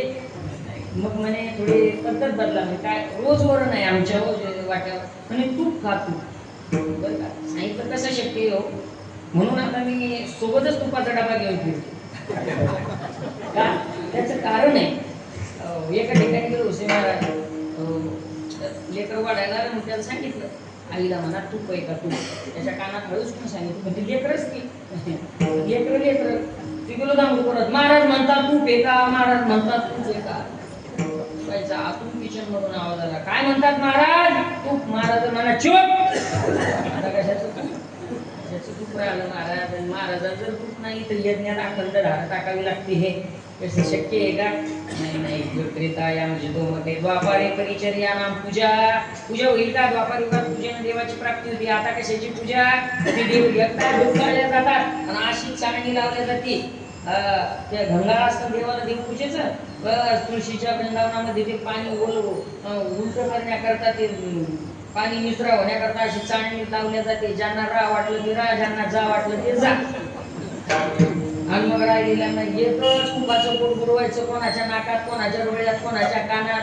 त्या सगळ्या देवायला पूजा आपली पूजा पाहण्यासारखी. देव म्हणतात अरे तसं देव पण नाका डोळ्यात कुठं येत तू घालतो शक्य. म्हणून तुकोबाने म्हणतात कलियुगा माझी करावे कीर्तन तेने नारायण. आपल्याकडे एक म्हणे जसं वारं आहे तसं उपनलं पाहिजे. कलियुगातलं वारं नाम साधनेचं आहे. शास्त्राने याचा पुरावा दिलाय. भागवतातला श्लोक आहे, कलो तत् हरी कीर्तनात. कलियुगामध्ये काय सांगितलंय? कलो नास्तेव गतिरन्यथा हरेर्नामैव केवलम. केवल हरिनामानं मुक्ती आहे कलियुगामध्ये. इतर ज्या काळात जे जमतं तेच केलं पाहिजे. ज्या काळात जे पिकतं तेच पिकवलं पाहिजे ना. डिसेंबर मध्ये सासऱ्याला फोन लावला. डिसेंबर मध्ये सासऱ्याला, सासरे बोय त्यांचे गाडेकर पाहुणे सासरे बोय, सासरे बोल फोन लावला. म्हणलं गवाळी तयार आहे. गवाळी कळते ना, आपल्याला नाही कळणार तर मग कोणाला कळणार आहे. सत्ता सावता महाराजांचा गवाळी गवाळी तयार होते. म्हणजे गहू पेरायचं काम तयार झालं. मामा तुमच्याकडे गहू जरा बायको सांगत होती फारच नरम पोळ्या. आता ते कशा काय असे पण माहेरच्या असल्यामुळं आमच्या बापाच्या घरचे गहू काय असे असे तसे. मग म्हटलं असं करा ना, बियाण्याकरता 50 किलो पाठवून द्या. सांगितलं जावई बापू. एकच रात्र उशीर झाला. काल जर फोन केला असता तर मी पेरला 50 किलो मिळवला होता. शेजाऱ्यानं मागितला त्याला झालं. गेले आमची सगळी हवा. आमच्या बापाच्या घरच्या पोळ्या, आमच्या बापाच्या घरच्या पोळ्या सगळी हवा. आपली बॅग घेतली, पेरून टाकला आणि मग व्यवस्थित सगळं झालं. मार्च महिन्यात सासरेबाचा फोन आला. मार्च महिन्यात सासरेबाचा फोन आला आणि जावई बापू तुम्ही फोन केला डिसेंबर मध्ये. हो, तेव्हा तुम्हाला गहू देता आले नाही. आता वर्गाचा गहू झालेले आहे. ॲटो घेऊन या, रिक्षा किंवा छोटा हत्ती पिकअप काहीतरी घेऊन या. 4 पोते घेऊन जा. 2-3 पोते 3 पोते तुम्हाला खायला लागतात. एखादं पोतं बियाण्याला ठेवा. पुढं आखाड तोंड आलेला आहे. तुम्हाला 50 किलो पाहिजे होते ना. आखाड तोंडी 1 क्विंटल बिया. कोणा फोन केला? सासरे बोल. मी गाडी गेली, 4 पोते घेऊन आलो. उन्हाळपाळी झाली, ढाळपाळी झाली. फक्त शब्दच बरं का. आता फक्त शब्द आहे. झालं ते सगळं. आता एका दिवशी ट्रॅक्टर न्यायचं. वावर तयार केले. मिरगाचा पाणी करून आता बंद झाले. आता मिरगाचा पाणी पडला. यंदा तोही पडला नाही. सगळं 22 जूनला सगळं झालं. आणि सगळं शेत तयार करून त्या ठिकाणी 22 जूनला ती पण धरली आणि टिपणीवर गहू पेरला. 22 जूनला असा सुंदर गहू निघून आला. अशी व्यवस्था केली महाराज. किती म्हणून होता काढणीला किती सांगू किती झाला. तुमच्या आलं लक्षात. याच्या पुढे जायचं काम नाही. का नाही? कारण रब्बीत पेरायचा गहू हा जर खरीपात पेरला तर जमल का? नाही जमणार का? कारण गहू पेरण्याचा काळ हा रब्बीचा आहे, तो खरीपात येत नाही. तसा कलियुगातला काळ हा नामसंकीर्तनाचा आहे.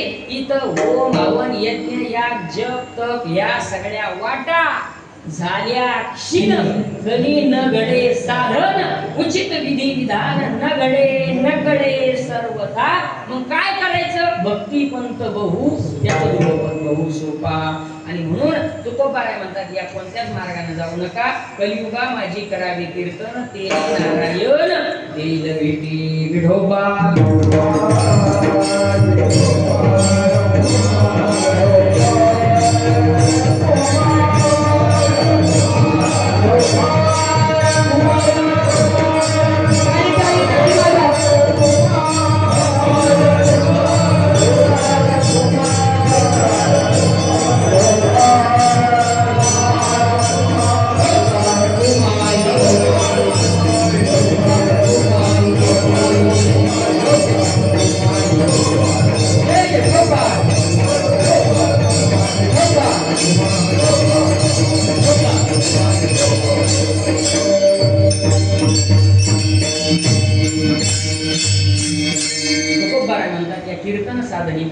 वेळ संपला त्यामुळे फक्त सरळ भावार्थ तुमच्या समोर म्हणतोय. या कीर्तन साधने करता तुमच्या मागे असणारा व्यवहार सांडायचं काम नाही. न लगे लौकिक सांडावा व्यवहार घ्यावे वनांतर भस्मकाठी. तुम्ही शिक्षक आहात, तुमचं कर्तव्य आहे ज्ञानदान करणे. तुम्ही विद्यार्थी आहात, तुमचं कर्तव्य आहे ज्ञानार्जन करणे. तुम्ही गृहिणी आहात, तुमचं कर्तव्य आहे पतीची सेवा. स्वामी काज गुरु भक्ती पितृ वचन सेवा पती याची विष्णूची महापूजा. सगळ्यात मोठी पूजा काय? पतीची सेवा आणि सासू सासऱ्याची सेवा.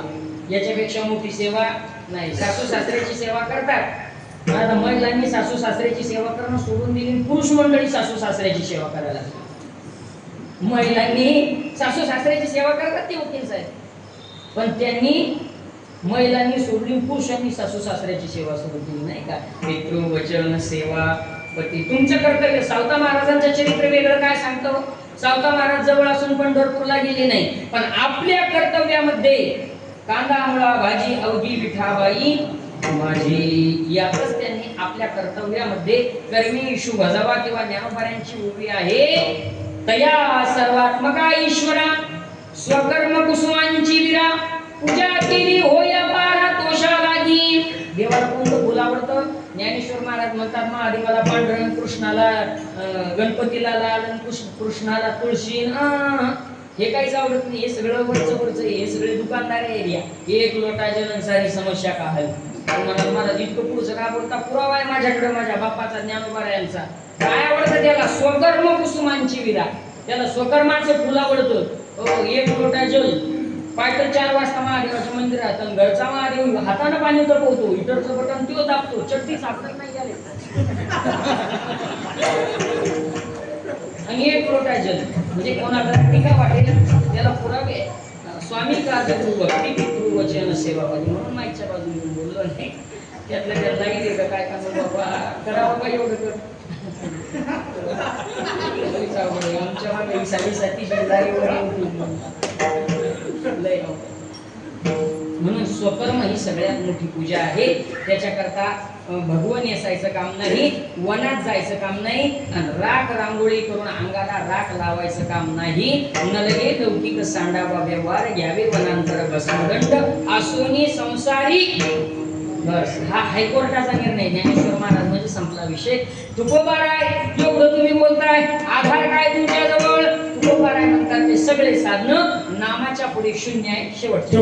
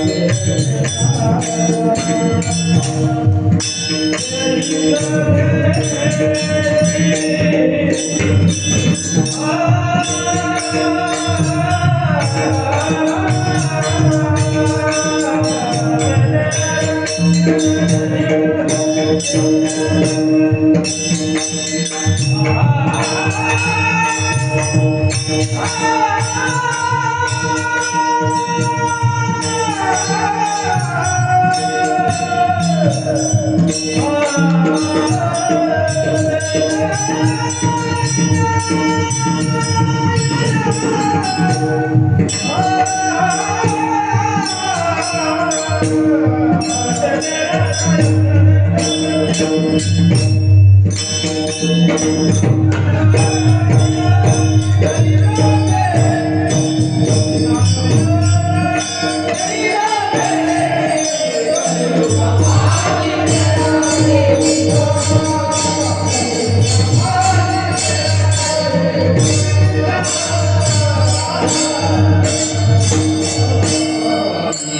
अनेक उपावधी सती तेव्हा व नामे विना कलियुगा माझे करावे कीर्तन तेने नारायण दिले भेटे. सर्व साधनांच्या पाहिल्यानंतर असं तुकोबारायांच्या लक्षात आलं की सर्व साधनं हे कलियुगामध्ये तरी निष्फळ आहेत. म्हणून कलियुगामध्ये आपण नामसंकीर्तनाची साधना करावी.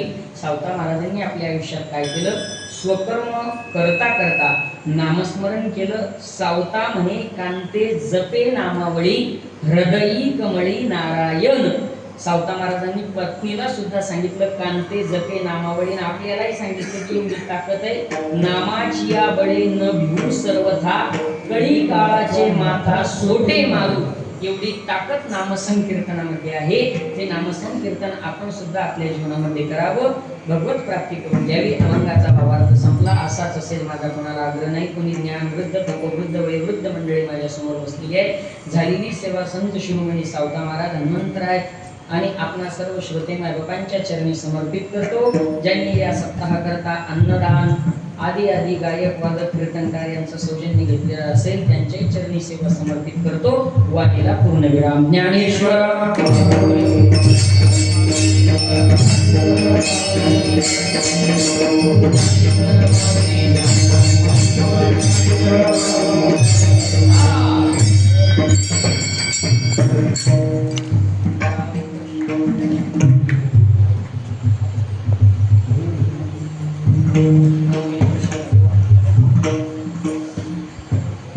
शिरोमणी सावता महाराज संजीवन समाधीनिमित्त आपल्या या सावता महाराज परिसरामध्ये आपण हा जो 32वा सप्ताह या ठिकाणी साजरा करत आहोत. आणि 3ऱ्या दिवसाचं कीर्तन पुष्प आमचे हरिभक्तपरायण राजेभाऊ महाराज यांनी सावता महाराजांच्या चरणी अर्पण केलं. त्याबद्दल महाराज या मंदिर समितीतर्फे त्याचप्रमाणे गजानन महाराज शिवाबाई टाळकरी संघटनेतर्फे मी या ठिकाणी आपले आभार मानतो. मूर्तिमान लहान आहे पण कीर्ती मोठी आहे. आणि अशाच प्रकारे आमच्या राजभवनचं उत्तरोत्तर प्रगती हो ही मी सावता महाराजांच्यासाठी प्रार्थना करतो. आणि असंच बोलावल्यानंतर विनंती केल्यानंतर केव्हाही ते हजर असतात त्यावर पुनश्च त्यांचे मी आभार मानतो. आणि महाराज आले त्याबद्दल त्या ठिकाणी या मंदिर समितीचे जे अध्यक्ष आहेत आमचे गोविंदरावजी झोरे हे महाराजांचं या ठिकाणी काय करते सत्कार करते. आजची जी सौजन्य होतं ते आमचे प्रकाशराव खांडेवराड यांच्याकडे, परंतु त्यांना मुंबईला काही काम असल्यामुळे ते या ठिकाणी राहू शकले नाही. आणि त्यामुळे महाराजांची सेवा आमचे आसारामजी गाडेकर यांनी केली. त्याबद्दल मी देखील त्यांचे आभार मानतो. आणि पुनश्च या ठिकाणी आभार मानतो. उद्या सकाळी काल मी सांगितलं होतं की या पारायणामध्ये जरा संख्या वाढली पाहिजे, पण आज सकाळी बोलले तर 3 गायब झाले. पण वाढायचं तर कमी व्हायला लागले. आणि खरोखर या मातृवर्गाचा आम्ही भगिनी वर्गांचं या ठिकाणी प्रतिसाद चांगला आहे. एकदा त्यांच्याकरता टाळ्या वाजवा. मी दुसऱ्या ठिकाणी असतो ना तर मी सांगितलं असं बांगड्या काढा काय घरोघरी पाठवा म्हणून, पण या ठिकाणी बोलत नाही, मला इथं जावं लागतं. सांगण्याचं तात्पर्य आणि आपल्या सावता महाराजांचा सप्ताह आपण साजरा केला पाहिजे. पारायण होईल संध्याकाळी हरिभक्तपरायण पोपट महाराज फरकाटे छत्रपती संभाजीनगर यांचं हरिकीर्तन व्हावी. या सर्व कार्यक्रम भरण्याची कृपा करावी. तुकाराम तुकाराम तुकाराम तुकाराम.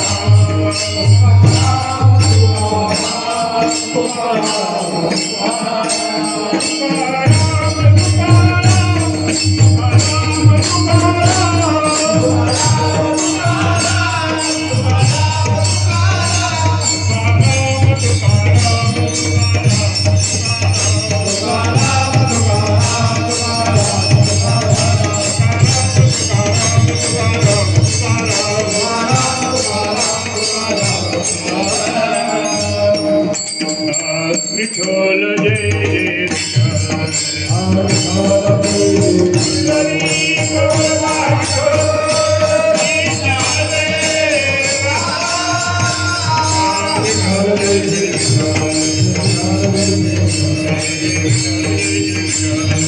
Hare